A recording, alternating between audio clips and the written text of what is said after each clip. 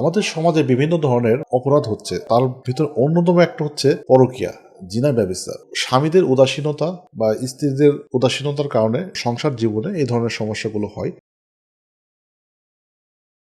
বুঝতে পারছি না আমার এখন কি করা উচিত। আমি এখন কি করতে পারি, অনুগ্রহ করে একটু জানালে উপকৃত হতাম। আমার বিয়ে হয়েছে প্রায় 10 মাস হতে চলেছে। আমি যশোরে থাকি, আমার হাজবেন্ডের জবের জন্য সে চট্টগ্রামে থাকেন। তো আমরা একসাথে থেকেছি মোট 2 মাসের মতো, আর ইন্টিমেট হয়েছি মাত্র 22 থেকে 23 বারের মতো। 10 মাসের বিয়ে এবং 2 মাস একসাথে থাকা। স্ত্রী হিসাবে সে কাউন্ট করে রেখেছে। অনেক পুরুষের যেমন স্বপ্ন থাকে, অনেক নারীরও স্বপ্ন থাকে যে নতুন বিবাহিত জীবন তারা উপভোগ করবে।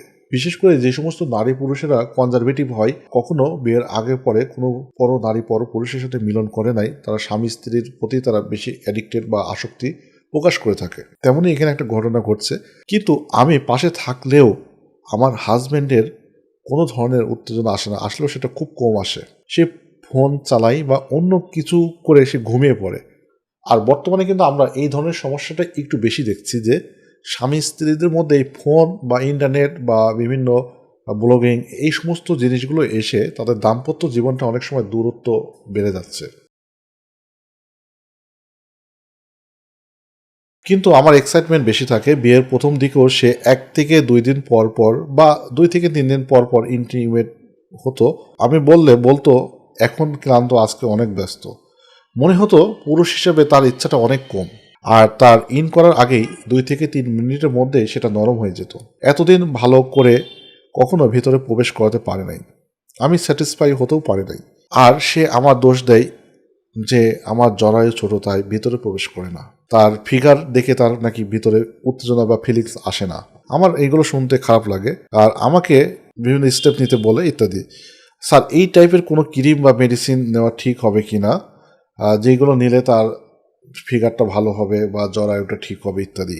অনেকে নিষেধ করে এই সমস্ত ক্রিম বা মেডিসিনে নাকি অনেক রিস্ক বা ক্যান্সারের ঝুঁকি রয়েছে। আমি এখন কি করতে পারি প্লিজ বলবেন। আমি আপনার ভিডিও দেখতে বলি, কিন্তু সে এদিক থেকে মন দিতে চায় না। পুষ্টিকর খাবার খাইতে বললে, সে ডায়েট করলে শরীর ভালো থাকে, এগুলো বললেও সে কোনোভাবে তাকে আমি বোঝাতে পারি না। আর অফিস থেকে এসে রাত করে ঘুমিয়ে পড়ে, আর ইন্টারকোর্সের সময় আমার দোষ দেয়। শরীরের বিভিন্ন অঙ্গ প্রত্যঙ্গের কারণে তার ভিতরে ফিলিংস আসে না। আমি একটা গাইনি ডাক্তার দেখিয়ে আল্ট্রাসাউন্ড করেছিলাম, উনি বলেছে তেমন কোনো আমার সমস্যা নেই। এখন আমি কি করতে পারি স্যার? আমার নামটা গোপন রাখবেন প্লিজ। জি, আপনার নামটা গোপন রাখা হয়েছে। আমাদের কাছে বিয়ের আগে অনেক পুরুষ আসে, আসলে তাদের যৌন দুর্বলতা থাকে, নারীদের প্রতি ফিলিংস থাকে না, সামাজিক দায়বদ্ধতার কারণে, পরিবারের চাপের কারণে বিয়ে করতে হয়। তো এই ধরনের একটা দৃশ্যপট তার স্ত্রী আমাদের কাছে এগুলো শেয়ার করে। মূলত আসলে সমস্যা স্বামীর, এই জন্য আমরা এখানে আলোচনা করছি। এখানে কোনো নারীদের কোনো সমস্যা নাই। তো পুরুষের সমস্যাটা হচ্ছে যে একজন স্ত্রী তার পাশে আছে, স্ত্রীর ডিমান্ড আছে, স্ত্রীর হক রয়েছে, কিন্তু পুরুষ বা স্বামী এটাকে খেয়াল করছে না বা সে বোঝার চেষ্টা করছে না। এর কারণে বিভিন্ন নেতিবাচক দিকগুলো ঘটে যেতে পারে। সময় মতন যদি কোনো স্বামী বা কোনো পুরুষ যদি পদক্ষেপ না নেয়, বিয়ের পরেও যদি এগুলো না বুঝে, তাহলে এর জন্য আমরা মনে করি পুরুষই দায়ী।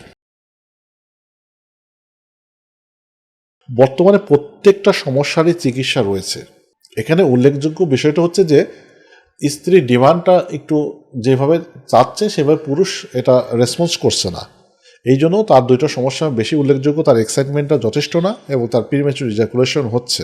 স্ত্রীকে সময়ও দিচ্ছে না এবং তাদের বাসা পরস্পরে অনেক দূরে। তাহলে এই ক্ষেত্রে যখন তারা হঠাৎ করে অনেকদিন পরে যখন তারা একসাথে হচ্ছে, তখন যেই পরিমাণে আগ্রহ থাকার কথা সেই পরিমাণে আগ্রহ থাকছে না। এইটা হয়তো তাদের সংসারে বাচ্চা কাচ্চা চলে আসবে, যেটা একেবারে সহজ বিষয়, যেটা অনেক সময় ইন্টারকোর্সের মাধ্যমে হয়ে যায় যদি খুব জটিলতা না থাকে। প্রিম্যাচুর ইজাকুলেশনটাকে ওভারকাম করার জন্য আগে স্বামীর বা যেই রোগী তার চেষ্টা করতে হবে। নিজে যদি তার রোগ ভালো করানোর চেষ্টা না করে, টেকনিকগুলো রয়েছে, তার খাদ্য অভ্যাসগুলো রয়েছে, এক্সারসাইজগুলো রয়েছে, যদি এগুলো যদি সে ফলো না করে, তাহলে আসলে এটা থেকে রিলিজ পাওয়া উপায় নাই। আর 2 নম্বর সমস্যা হচ্ছে যে যদি একত্রে থাকা যেত একটা নির্দিষ্ট টাইম পরে, কিন্তু অনেকের এটা ওভারকাম হয়ে যায়, কিন্তু তারা দুইজন দূরত্বে রয়েছে।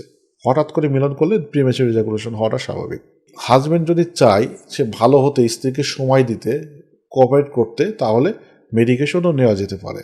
কারণ বছরের পর বছর ধরে যদি এই ধরনের সমস্যা চলতে থাকে, তাহলে কিন্তু সংসারে কখনোই সুখ আসবে না। আর এইটা কিন্তু লেনদি করা, অনেক সময় স্ত্রীরা বা আমাদের সমাজের নারীরা কিন্তু মুখ বুঝে এটা সহ্য করে যায়। আর যখনই তারা অপরাধের সুযোগ পায় কোনো পরপুরুষের, তখনই কিন্তু তারা এটাতে লিপ্ত হয়ে যেতে পারে। তবে কিছু ব্যতিক্রম অবশ্যই রয়েছে। আর লিঙ্গটা শক্ত হওয়ার বিষয়টা একইভাবে প্রযোজ্য। যদি স্ত্রীর কথা মতো যদি সে কেগেল এক্সারসাইজটা রেগুলার করে বা আমাদের ভিডিওটা দেখে, এবং যদি তার লিঙ্গের আসলে যদি আলট্রাসোনোগ্রাফি করে যদি কোনো সমস্যা ধরা পড়ে, তার ব্লাড সার্কুলেশনের জন্য টেস্টোস্টেরন হরমোনের মাত্রা কম থাকে, তাহলে সেটার চিকিৎসা অবশ্যই রয়েছে। এই চিকিৎসাটা নিলে ইনশাল্লাহ দাম্পত্য জীবনে তারা দুজনে উপভোগ করতে পারবে। যে সমস্ত স্ত্রীরা স্বামীকে মুখ ফুটে বলতে পারেন না, তাদেরও এখানে আসলে অনেক কিছু বলার রয়েছে। সুন্দর করে ভদ্রভাবে উপস্থাপন করতে হবে। কারণ আপনার যদি কষ্টটা যদি আপনি যদি স্বামীর সাথে শেয়ার না করেন, অর্গাজম যদি ঠিক মতো না হয়, দাম্পত্য জীবনটা যদি সুখের না হয়, সংসারে বিভিন্ন ধরনের ছোট ছোট সমস্যাগুলো এসে আপনাদেরকে বিরক্ত করবে, সংসারটাকে ঝামেলায় পরিণত করবে। তাহলে সমস্যা থাকলে এটা চুপচাপ বসে না থেকে এটা সমাধানের জন্য চিকিৎসকের পরামর্শ নেওয়াটাই বুদ্ধিমানের কাজ হবে।